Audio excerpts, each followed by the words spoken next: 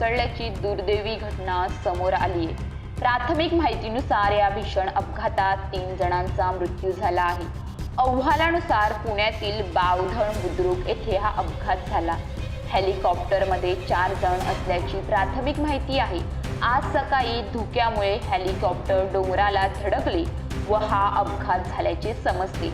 या अपघातानंतर पुणे व PMRDA अग्निशमन दलाकडून 4 वाहने आणि शासकीय रुग्णवाहिका 108 घटनास्थळी दाखल झाली आहेत। तसेच पिंपरी चिंचवड पोलीसचे वरिष्ठ अधिकारी घटनास्थळी पोहोचले आहेत। हेलिकॉप्टर अपघातात मरण पावलेले दोघेही पायलट असल्याचे सांगण्यात येत आहे। माहितीनुसार सकाळी 6:45 वाजता हा अपघात झाला। हेलिकॉप्टरने ऑक्सफर्ड काउंटिंग रिसॉर्टच्या हेलिपॅडवरून उड्डाण केले व ते मुंबईच्या जुहूच्या दिशेने जात होते।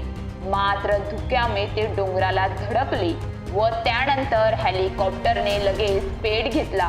काही दिवसांपूर्वीही या भागात आणखी एका हेलिकॉप्टरचा अपघात झाला होता।